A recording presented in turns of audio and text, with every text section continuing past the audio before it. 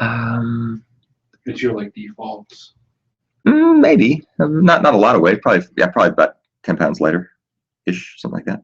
You just look very different. I couldn't figure out what the issue was. I know you said you lost a lot. That might have been it.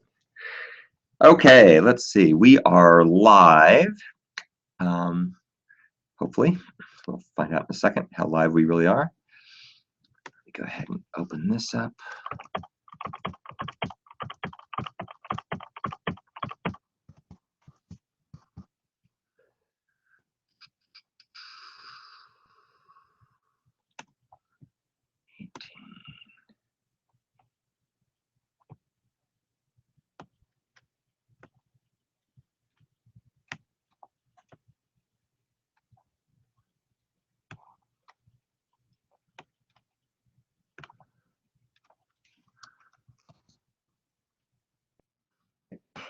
There's one more thing we need to test here to see whether I can share my screen. I'll try that in a second. All right. Handy.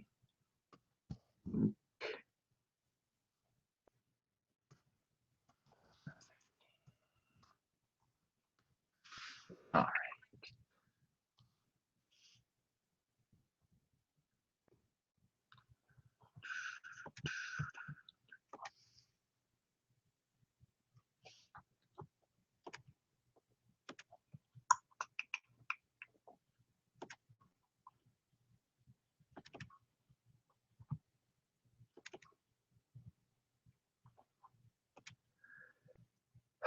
Okay, let's see.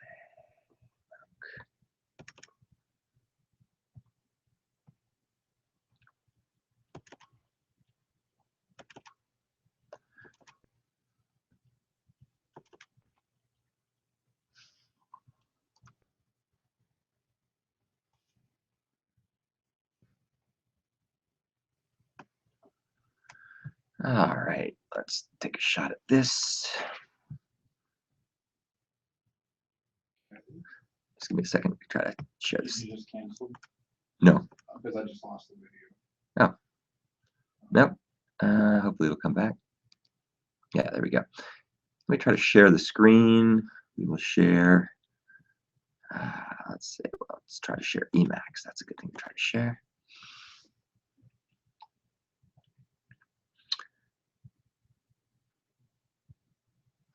So I've attempted to share it. Hopefully it'll. There we go. Good. Okay. Life is good. Yeah, there was 2 weeks ago the screen sharing didn't work for some reason, but it seems to be working again. Okay, so good morning and welcome to the third virtual office hour for the POSA Communications MOOC. What we're going to do today is walk through the skeletons for assignment number 3, which is a little bit different from the other assignments because you have a chance to be as expressive and creative as you'd like in this particular assignment. And once I've done that, then I will be happy to take any questions. If you have questions along the way, feel free to jump in and ask them through the questions app portion of Google Hangout, and then I will go ahead and answer them as we go through. Okay, so let's see if I can do this. I will go ahead and try to share my screen. Let's see.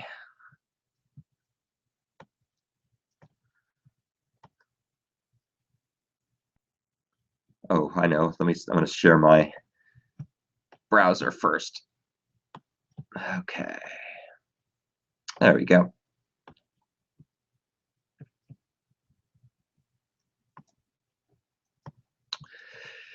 So this is the assignment.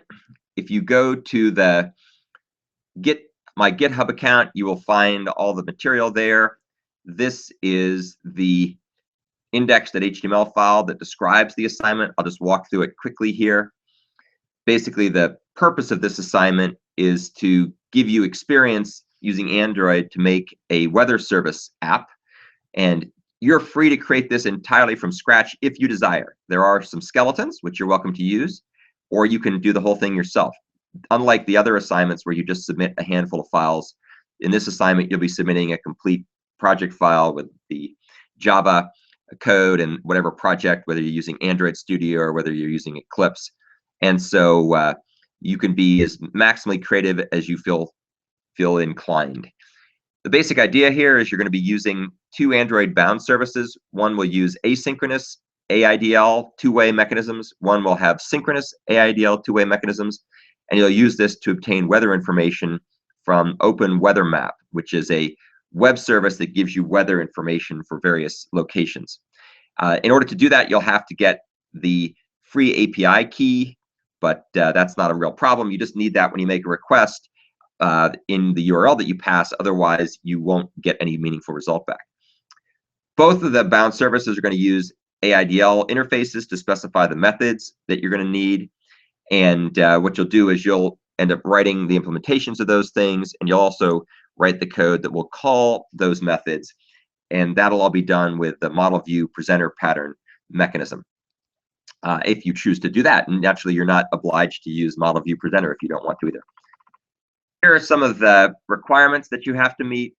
So the app should support both synchronous and asynchronous two-way mechanisms to interact with the web service. These are covered in the week 3 videos talking about the Android interface definition language and the binder framework. And the shells that I give use an async task. If you implement this yourself, just make sure you use an async task. You also have to handle runtime configuration changes properly. And my solution uses the model view presenter pattern. You can do that, or you can do something different if you see that more interesting to you. You should provide the weather service. The Open Weather Map API has a lot of things that it gives you back in JSON form.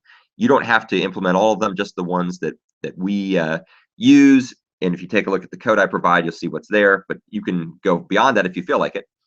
Another thing that you need to be able to do is you need to be able to have a caching mechanism. Weather doesn't change very frequently. And so you might want to think through how to cache the information locally. In real life, you would probably cache it so that only every, say, 10 minutes or so, you would get a call that went to the server. For the test cases here, just so you can do something interesting, we want to have it cached every 10 seconds. So everything between the time you make a call and 10 seconds from that time, when you make a call, you want to get the data out of the cache. And if the cache is stale, then you want to go ahead and make the actual call to the web service. You're welcome to do the cache any way you want. I do it in a pretty clever way, but you're welcome to do it any way you want to do it, as long as it works. You need to be able to parse the JSON data returned from the Open Weather Map API. And I gave some helper classes, something that's called weatherdata.java, which is basically a POJO, plain old Java object for the JSON schema that the Open Weather Map API supports. But you will have to write the parser for that. And you're welcome to do that any way you want. I used one particular way of doing that, but there's other ways of being able to do that, and we'll walk through that in a second. I used the JSON reader approach, but that's not the only way to do JSON parsing. Please do not use third-party libraries like Retrofit or Jackson in this assignment. This is giving you a chance to learn how to parse JSON, which is probably a good thing to know. If for no other reason, it will help you be very much a fan of Retrofit or Jackson, because it alleviates a lot of the tedious and error-prone aspects of parsing. But we'll be doing Retrofit type of assignments in the next MOOC. And if you watch the videos in week 3 and 4 in this MOOC, you'll learn about all the stuff you need to do this. There's skeleton code for the assignment that you can get at the GitHub account. The view and presenter layers are complete, but there's a lot of to-dos in the model layer in order to implement and use the bound services. Again, you do not have to use any of this code. The rubrics do not assume that you use it. You just have to be able to meet the requirements. Hopefully, when people review the code, they will keep in mind that it doesn't have to look anything like my solution as long as it works. And I'm going to be recording the walk through the assignment in a minute, and I'll update the link there so you can see the latest version. There's no automated unit test because it's really open-ended how you do this assignment, but you'll know the program is working if you can successfully view the weather at the designated location you provide, and make sure your program works properly for both valid and invalid locations entered by the user. And the rubric talks about that. Okay, so that's basically an overview of the assignment. Let's see, let me go ahead now and see if we can share something else. All right, so now what I'm going to do is share my editor, and we'll go look at the skeletons. Keep in mind, once again, there's no obligation whatsoever that you actually need to do it the way I do it. You just need to make it work.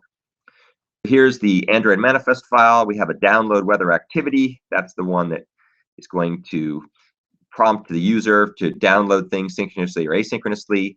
We have a display weather activity, which is going to be used to display the results after we've been downloading them. And then in my solution, I have two services, weather service async and weather service sync, and they both run in separate processes. And these processes will then run in the background, and you'll be able to do the work without affecting the main thread.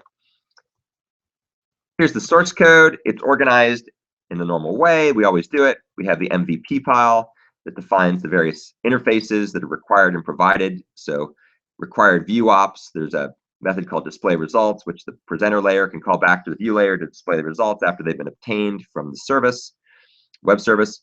We have the provided presenter ops, which are basically a pair of methods for getting the weather synchronously and getting the weather asynchronously. We have the required presenter ops, which are the ops that are presented from the presenter layer to the model layer, which is sort of a pass-through in this case, just to keep the dependencies to a minimum.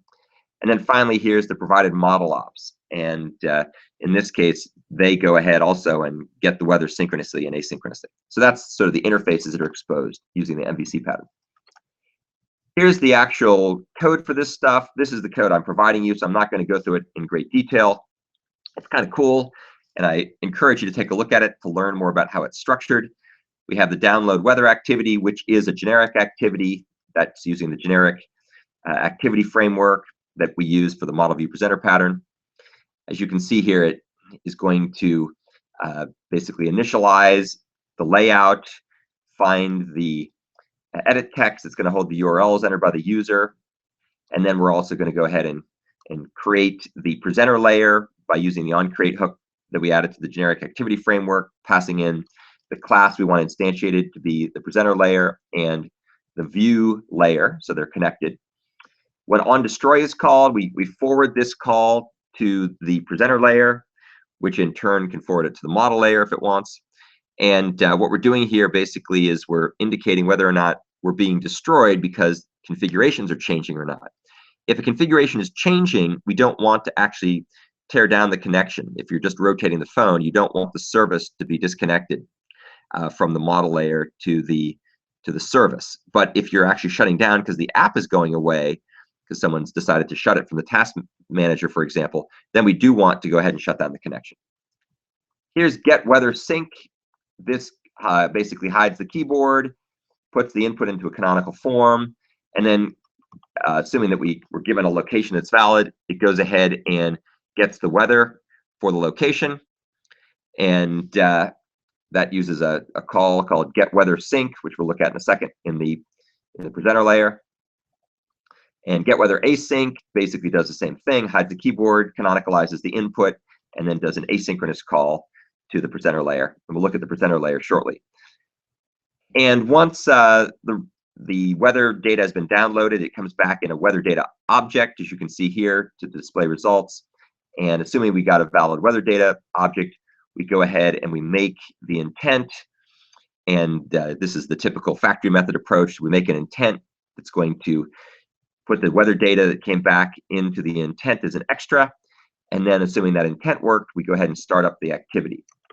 And here's a display weather activity. Display weather activity is basically got a bunch of fields in it that's going to use to display the results that we got back. You can see here, here's the make intent method. The make intent method for this creates a new intent and sets the type to be the weather type and puts the weather data as a value with a key value pair with the intent. And then when this activity is actually created, we go ahead and we initialize the field, set the content view, get the intent at the start of the activity, make sure it's got the actual type that we expect, get the data from the intent, and then we go ahead and we get this back as parsable. The weather data itself is parsable, so it comes back as an object, and then we can go and set the view fields from the weather data object. And so this is just basically fishing out. Here's the initialized view fields. We get all these various fields initialized, and then set view fields just goes to the weather data object and sets the various fields for all these things. And then when we're all done, we go ahead and set it all, and that will of course show up on the screen. One of the cool things about this approach is we're getting back the weather data as a parsable object, and then we can use that to pass from one activity to another, which is pretty cool. Okay, those are the activities. Take a look at the presenter layer. The presenter layer is also part of the MVP pattern. We use the generic presenter subclass, and we instantiate it with the appropriate things. We also use another little helper class called generic async task ops, which I developed in order to be able to use an async task in a class without requiring the use of static classes in the code. And we'll take a look and see how that works. Here is the weak reference we're going to hold to the view layer. Here's the generic async task object, which we'll talk about in a second. Here's a display handler. We create this display handler this way because we don't want to have a dependency on the activity. Well, if an activity goes away, then bad things can happen if you're trying to communicate with it. Whereas by using this handler, this resides in the presenter layer, and so we don't have that problem. Here's the onCreate method. This simply goes ahead and stashes the weak reference to the view and then initializes the model layer, passing in the model class we want initialized and the presenter. So those get connected. Whenever the activity rotates in the view layer, then the onConfiguration change method gets called back, and we reset the weak reference to the image view. Not image view, it's view. And you can see the onDestroy method simply forwards to the model's onDestroy method, indicating whether or not we're changing configurations. GetWeatherAsync call is very simple. It simply calls to the model's GetWeatherAsync call, just forwarding it. We'll go and look at that code shortly. The GetWeatherSync call is a little bit more interesting. It first checks to see if there's already a call in progress. We only allow one call at a time here, because otherwise that would be complicated. There are other ways we could do this, of course, but it's a simple way to do it. And if there is no call in progress, we make a new generic async task, and we execute that task. So that will then go ahead and run in the background, and it'll call the doInBackground method. Notice this is in the weather presenter class. We don't have to create a separate async task class, because that's what's handled by the generic async task class we looked at above. So doInBackground will run in the background thread. That goes ahead and calls to the model's GetWeatherSync. That call can block. And when it's finished, then it can block because it's running a separate thread. When it's finished, the onPostExecute method gets called here, and that simply turns around and forwards the result back to the view layer where it displays the result. And then we null out the async task so it will know that the call is finished. Here's the other display results method. This is what gets used actually by the async service. We'll see how that works in a second. And when this display results method gets called back, it goes ahead and it posts a new runnable to run with the display handler, and that will go ahead and display the results in the view layer. And so that's how we're going to get the results of the asynchronous operations with the asynchronous form of the service back to the presenter layer, and then ultimately back to the view layer. And here are just a couple of accessor methods that return the appropriate activity and application contexts, and we'll need that in the model layer. Okay, so that's basically what's going on with the presenter. I'll go look at the model. Here's the model layer. The model layer also implements the MVP pattern, so it implements the provided model ops. It keeps a weak reference back to the presenter, and its onCreate method gets called one time. That creates a weak reference to the presenter, so it can be garbage collected properly. That's actually not strictly necessary to use a weak reference here, but it's just a cleaner way to do it in my mind. And you have some to-do stuff to fill in to initialize the weather service using the service connections that you'll have to implement. You notice you'll also have to implement the service connections up here as part of the data members if you use my shells, which you don't need to. Down here we call bind service, which is a helper method we'll look at in a second. Here's the onDestroy method. if we're changing configurations, there's no need to destroy the service connection, so we just ignore that call. Otherwise, if we're not changing configurations and we're destroyed, it's because the activity is going away, because the application is being shut down. So in that case, we unbind the service, and we'll see how that works in a second. Here's the callback method for weather results. We'll look at this a little bit later. Weather results is basically the callback method that gets called back by the asynchronous two-way call for the service. And when it gets called back, the send results method will get called back, and that will then turn around and display the results back to the presenter layer, which in turn will forward it to the view layer. There's also a way to handle errors, do the same kind of thing with error results as opposed to normal results. Here's the bind service helper method. This is what actually makes the underlying calls to bind service for the sync and async services. And this is a little tricky. You'll have to make sure you pass the right contexts here. And to give you a little hint, you need to pass the application context when you bind the service, because you do not want to pass in the activity context. The activity context will be the wrong thing, because that may disappear if the activity goes away. Unbind service is where you're going to call unbind service with the right context to unbind from the weather services. And then here's get weather async and get weather sync. And these calls under the hood are going to end up invoking the appropriate methods defined in AIDL in order to talk to the services to do what is necessary at that layer. Okay, speaking of AIDL, let's go take a look at the AIDL now. We have a number of different things in this directory. Let's take a look at some of the stuff we have here. So the first thing to notice is we have this funny weather data AIDL file, which just defines that there's a class called weather data that is so-called parcelable. And that means that you can pass it between processes, and all the magic is handled by Android on your behalf. Here is that weather data class. This is how you implement a parcelable class, and it kind of gives an explanation of how to use this. This is basically the weather data class. It implements parcelable. It defines all the various fields that we need to store the weather data state. We define a bunch of tags that are used to match with the JSON that's downloaded from the Open Weather Map weather service. And then we have just a whole bunch of POJO, plain old object, Java object data, which sets all the various things that we need here. So we have a weather data class with setters and getters. We have the weather class, which has some fields in it, along with setters and getters. To get that, we have a sys class with setters and getters. We have a main class with setters and getters. We have a win class with setters and getters. And all that stuff just matches basically a Java-centric view of the JSON data that's passed back from the Open Weather Map API. There's a couple other things you need to make a class be parcelable. This is just boilerplate code. Describe contents, write to parcel, which takes a parcel and goes ahead and makes a destination object from the state. You make a parcel object from the state of the class. So you're basically taking the state of the weather data and parceling it into a parcel. And then there's also another class here that's used to take a parcel and convert it into weather data. So it's basically a private constructor that takes a parcel and then it breaks it open and puts it back into the weather data. And then there's some other magic down here called creator, which are basically factory methods that are used to make parcels and make arrays of things and so on. Okay, so that's weather data. I gave you all that code. Here's the code that you'll have to write. This is my implementation, which uses the JSON reader. You do not have to use a JSON reader as long as you implement things properly.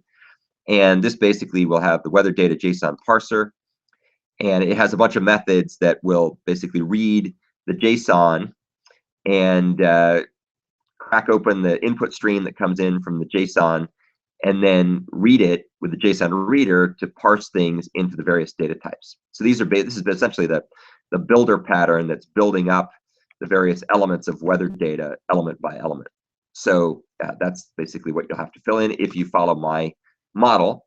This code is not complicated. It's just tedious to write, which is why there are things like retrofit. Here then are the AIDL files. Here's the simplest one. This is called weather call. And as you can see here, it has get current weather, which takes a string as input and will go and look up via the web service and then returns back a list of weather data. Now, There's a variety of different reasons for having a list of weather data having to do with the way that the API is designed. In this particular case, you could probably get by just using a single weather data object. I did a list of weather data, keep it open-ended for being usable in a broader context. But again, you're not obliged to follow my model. So if something better works for you, feel free to do it. This is a two-way call, so it takes a parameter and returns a result. We then have a pair of interfaces that each have one-way calls. So weather request is a one-way call that takes in a string location where you're, say, Nashville, Tennessee, or Paris, France, or something. And then you also can pass in a weather results callback object. This is a one-way call, so it doesn't return a value. Here's weather results. Weather results basically is what's implemented back on the model layer in the application client. And this is what gets called back from the service when the call is finished downloading the weather data. So this sends back the results if things succeed, and it sends back an error message if things fail for some reason. These are the things that you're going to have to implement. I gave you the bulk of the AIDL, or all the AIDL. You just have to fill in the weather data JSON parser or the equivalent if you do it a different way. And then finally, here's the services implementations. We have the weather service async, and we have the weather service sync. And my implementation has them both inherit from a common base class called weather service base. And this, I'll show you some of it. I left a lot of the code out, of course, because this is where you have to implement the services. This just gives you a feel for it. This extends lifecycle logging service, which is a helper class I defined that is basically a wraparound service that does some additional logging. Here's the weather service URL for the Open Weather Map API. And what I'm doing here basically is I'm giving you the URL you need.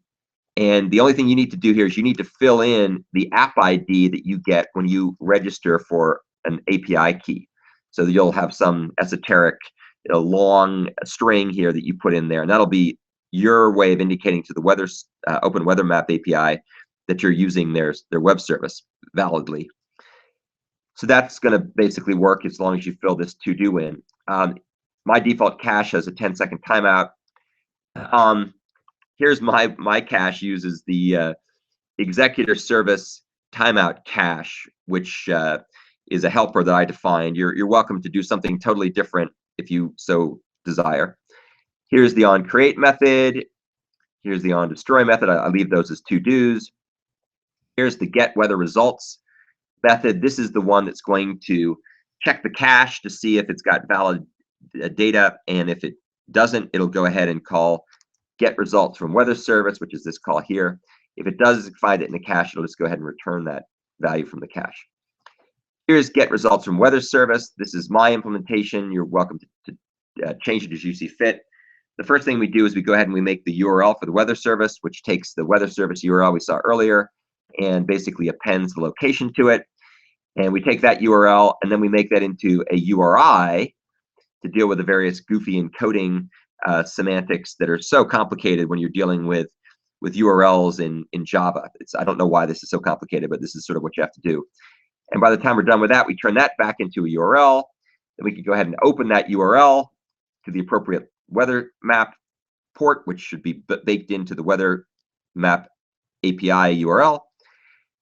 We then go ahead and take the result that comes back there, which is an input stream, which is going to contain all the JSON data that was written.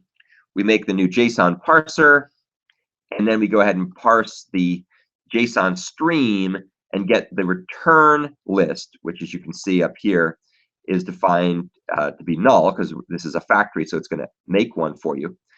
And then what we do, we check to see what we got. If we got valid data, then we go ahead and return it. If we didn't get valid data, then we go ahead and return that something went wrong. It's usually wrong if you have a problem like your network is not reachable, or you gave the wrong location or something. There are various reasons why things might not work, and this will return the results. So that I gave you that code. You're again welcome to do it a different way. That's basically how I did it. Take a look at weather service sync. This is what's going to get called back when you do the synchronous invocation. You have to fill in the make intent method, which makes the appropriate intent should be straightforward at this point if you've looked at the other examples we've used in the class. Here's the onBind method that returns the weather call impl. Weather call impl is a stub, and it implements the getCurrentWeather method, and that's of course what you need to fill in. You need to fill in this, and the way you do it is basically call down, in my implementation at least, you call down to the weather service base class and the method it defines. And that'll do the various things you need to do to get the results back. And then here's weather service async. It's very similar, except that what it's going to do is it's going to use an executor service in order to execute the one-way methods in a pool of threads as opposed to a single thread. There's some odd semantics with one-way method calls in Android that are a little goofy. So we use an executor service to make up for that. Make the intent by the make intent factory like always. Here's the onCreate method. We initialize the executor service to have a cached thread pool. The onDestroy method will shut down that thread pool. The onBind method returns the weather request impl. Here's the implementation of this thing. It has a method called getCurrentWeather. And this is going to be a one-way call. So the call will be invoked. It'll go ahead and create a runnable that'll run in the thread pool. And once the thread pool is called the run method on the runnable and it's gotten everything it needs, then the weather results callback will be used in order to give the result back to the client. Okay, so that's basically an overview of all the skeletons we have here. Let me go ahead now and answer any questions that you might have. I see that we have one question here. Oh, the question was, both the sync and async services run in the same process, my process. That's correct. That's what this particular thing does. But that, of course, would be absolutely trivial to change just by doing something like this. We can go from my process to my process 1, my process 2. Now they're running in separate processes. So it's all up to you, however you want to do it. The main thing is that these things have to be running in a separate process from the client side of the app. In other words, the part that's running the model view presenter portion, except for the services. The services have to run in a separate process. They don't have to run in 2 separate processes. They can if you want them to, but they don't have to. That's left open-ended as long as they are running in a separate process from the rest of the client app. By the way, just a side note, make sure that if you have questions, you either are logged in via the Google Hangout mechanism or you install the plugin from YouTube. Okay, so are there any other questions about this or anything else? I'll wait a minute or so to see if anybody has any other questions. Keep in mind that the program, this assignment number 3 is due, I think it's about the 20th or so of January. That's about a month from now. So you've got plenty of time to do it. If you want to be as creative as possible, take your time and do it however you want. If you're in a bit more of a rush, you're welcome to use my skeletons, or if you just like my skeletons, you're welcome to use those. Okay, well, it doesn't look like there are any other questions, so thank you very much for joining, and I will post this up to the website shortly. Have a good holiday.